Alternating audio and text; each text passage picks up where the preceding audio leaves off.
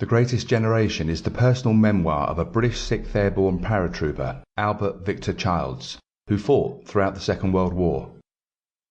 This account was compiled by and read by me, Albert Jack. Operation Overlord, otherwise known as the D-Day Landings, was a huge-scale invasion of northern France in 1944 by Allied forces in order to rid that country, followed by the rest of Nazi-occupied Europe, of totalitarian domination. Having taken the decision to counter-invade and to confront Hitler's army on the ground, it was agreed that a combined force of parachute and glider troops from the British 6th Airborne Division would lead the invasion of Normandy by landing at key inland locations well behind the Nazi front line. Their initial objective had two important elements. The first would be for the parachute soldiers to set up a defensive perimeter or bridgehead which would prevent the enemy, waiting in reserve a little deeper into the French countryside, from reinforcing their own fortification at the Normandy beaches and subsequently mounting a counter-attack on the exposed Allied landing forces. In effect, the parachute regiment would be dropping behind the first line of German defence in order to isolate them. And this was critical.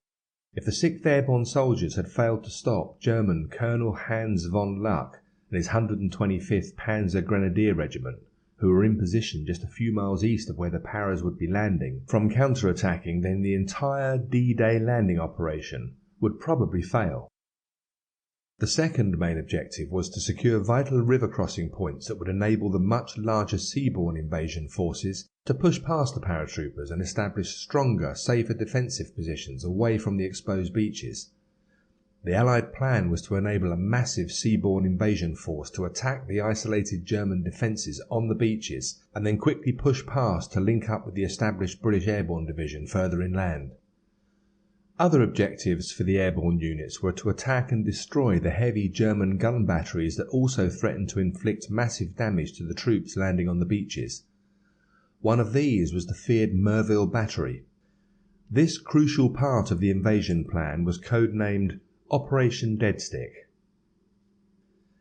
Prior to Overlord, preparation and repeated rehearsal had been going on all over Britain, with men and women rehearsing and revising their roles. As new ideas were developed, new units were created to carry out specific operations, and one of these had been the 6th Airborne Division, formed on May 18, 1943, and under the command of General Richard Gale, otherwise known as Windy. In a basic but effective piece of subterfuge, the division was called the 6th Airborne simply to confuse the enemy intelligence officers into believing Britain already had 5 others, when in fact there was only one other, the 1st Airborne, commanded by Major General F. Browning. Within a year, the new 6th Airborne Division would become one of the most acclaimed British infantry divisions of all time. Operation Overlord was initially scheduled to commence on the 4th of June 1944, but bad weather delayed the campaign by a single day.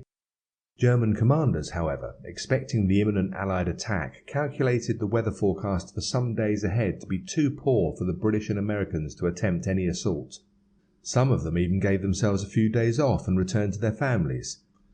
Their assumptions would be wrong, because late in the evening of the 5th of June 1944 a squadron of Dakota aircraft filled with paratroopers and with 6 Horsa gliders on tow behind them took off from RAF Tarrant Rushden in the south of England. Ahead of them were the pathfinders of the 22nd Independent Parachute Company, who had been detailed to mark the drop zones with beacons for the pilots to locate in the darkness. Once on the ground, individual units set about their prearranged tasks, some of which had very tight time limits and with grave consequences should the Paras fail to achieve their own given objectives.